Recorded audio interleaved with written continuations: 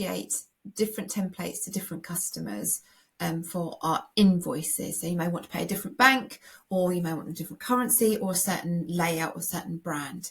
So what you can do is you go to your sales and your customers, and you select which customer you would like to have that particular template, and you click the 3 little dots at the top. Here you can associate the templates.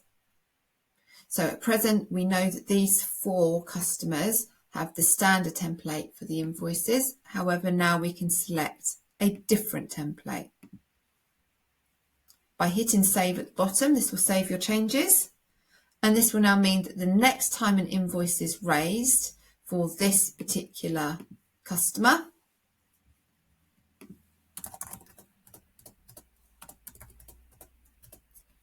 quickly do this.